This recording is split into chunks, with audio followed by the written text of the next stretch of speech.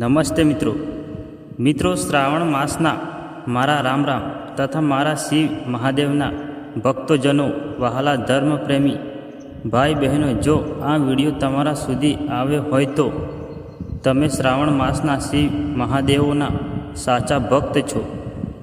પવિત્ર શ્રાવણ માસમાં જે કોઈ ભક્તિ અને પૂજા તથા ઉપવાસ કરે છે તે આ વિડીયોને ખાસ કરીને રોજ સાંભળજો અને ઘરમાં ભક્તિ કરતી વખતે રોજ સાંભળજો અને ઘરમાં બીજા લોકોને પણ સંભળાવજો, કારણ કે શ્રાવણ માસની ભક્તિ પૂર્ણ થશે. મિત્રો, સવારે આંખ ખુલે ત્યારે પથારીમાં જ બેસીને બંને હથેળીઓના દર્શન કરી ઓમ નમ શિવાય મંત્રનો 5 કે 11 વાર જાપ કરવો. સવારનો પ્રથમ વિચાર મહાદેવનો હોવો જોઈએ. મિત્રો, પથારીમાંથી નીચે પગ મૂકતા પહેલાં ધરતી માતા અને શિવજીનું સ્મરણ કરી આરોગ્ય તથા આયુષ્ય માટે મહામૃત્યુજય મંત્રનું સ્મરણ કરવું. મિત્રો, આવા અમારા વિચારો પસંદ આવે તો લાઈક, સબસ્ક્રાઈબ કરી કોમેન્ટમાં હર હર મહાદેવ લખવું, કારણ કે આપણી મનોકામનાઓ પૂર્ણ થાય.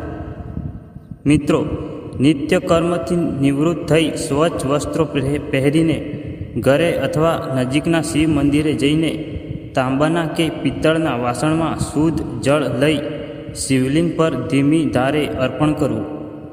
જળ ચડાવતી વખતે મનમાં ઓમ નમ શિવાયનો સતત જાપ કરવો. મિત્રો, જળાભિષેક બાદ શિવલિંગ પર ચંદનનો તિલક કરવો. અખંડિત 3 પાંદડાવાળા બીલીપત્ર પર રામ નામ કે ચંદન લગાવી ઓમ નમ શિવાય બોલી અર્પણ કરવું. સાથે આંકડાના ફૂલ, ધતુરો અને સાજા ચોખા ચડાવવા. મિત્રો, મહાદેવ સામે ઘીનો દીવો અને અગરબત્તી પ્રગટાવવી. શિવ સંચાલિતનો પાઠ કરવો અને ભાવપૂર્વક આરતી ઉતારવી. મિત્રો, બપોરે ભોજન ગ્રહણ કરતા પહેલાં અન્ન દેવતા અને મહાદેવનો આભાર માનવો. ભોજનમાંથી થોડો ભાગ ગાય કે પશુ પંખી માટે કાઢવો. ભગવાનને ભોગ આપીને પ્રસાદ રૂપે સાત્વિક ભોજન ગ્રહણ કરવું. મિત્રો, તમે જે પણ નોકરી, ધંધો કે ઘરકામ કરતા હોય ત્યારે તેને મહાદેવની સેવા સમજીને નિષ્ઠાપૂર્વક કરો. કામ કરતી વખતે મનમાં જ ઓમ નમ શિવાય મંત્રનો માનસિક જાપ ચાલુ રાખો. મિત્રો, બપોરના સમયે જો કોઈ ભૂખ્યું, તરસ્યું કે ગરીબ વ્યક્તિ બારણે આવે તો તેને અન્ન કે જળ આપવું. શિવજી દરેક જીવનમાં વાસ કરે છે, તેથી કોઈ પણ જીવ પ્રત્યે દયા રાખવી એ પણ શિવ પૂજા જ છે.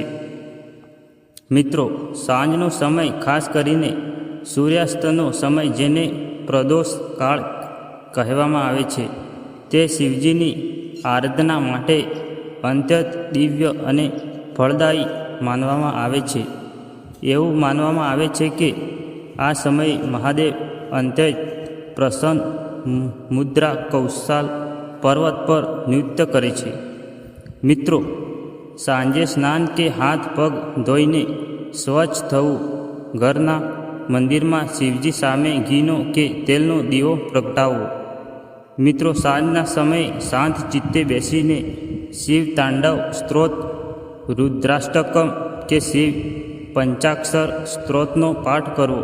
જો આ પાઠ ન આવડે તો માત્ર 108 વાર ઓમ નમ શિવાય મંત્રની માળા કરવી. મિત્રો, અંધારું થાય ત્યારે 5 થી 10 મિનિટ આંખો બંધ કરીને બંને ભમરની વચ્ચે મહાદેવના સ્વરૂપનું કે શિવલિંગનું ધ્યાન ધરવું. આનાથી દિવસભરનો માનસિક થાક દૂર થાય છે અને અદ્ભુત શાંતિ મળે છે. મિત્રો, દિવસનો અંત પણ જો શિવ સ્મરણ સાથે થાય તો આખી રાત અપ્રસન્ન રીતે સાધનમાં વીતે છે. મિત્રો, રાત્રે પલંગ કે પથારી પર બેસીને આખા દિવસ દરમિયાન થયેલા કાર્યોનું ચિંતન કરવું. જો આપણાથી કોઈનું મન દુભાયું હોય કે કોઈ ભૂલ થઈ હોય તો મહાદેવ પાસે ક્ષમા માંગવી. મિત્રો, દિવસભરની તમામ ચિંતાઓ, ક્રોધ, અહંકાર અને મન મુટાવને મહાદેવના ચરણોમાં અર્પણ કરી દેવા. મનને એકદમ હળવું કરી દેવું. મિત્રો, પથારીમાં સૂતી વખતે આંખો બંધ કરીને ઊંડા શ્વાસ લેવા અને શ્વાસની સાથે ઓમ નમ શિવાયનો જાપ કરવો. જ્યાં સુધી નિકટતમ ઊંઘ ન આવી જાય ત્યાં સુધી મનમાં શિવનું સ્મરણ ચાલુ રાખવું. મિત્રો, જો તમે આ દૈનિક દિનચર્ચા સવારથી રાત સુધીની શિવ સાધના તમારા જીવનમાં ઉતારશો તો તમારા ઘરમાંથી નકારાત્મક ઉર્જા, રોગ અને શોક દૂર થશે તથા સુખ, શાંતિ અને મહાદેવની અસીમ કૃપા પ્રાપ્ત થશે. આવો આજે સંકલ્પ કરીએ કે આપણે માત્ર શિવની પૂજા જ નહીં કરીએ પણ શિવ જેવા ઉદાર, શાંત અને સુદ્રઢી બનવાનો પ્રયત્ન કરીશું. આપ સૌ પર ભગવાન ભોળાનાથના આશીર્વાદ સદાય વરસતા રહે. હર હર મહાદેવ કી જય. સોમનાથ કી જય. કાશી વિશ્વનાથ કી જય.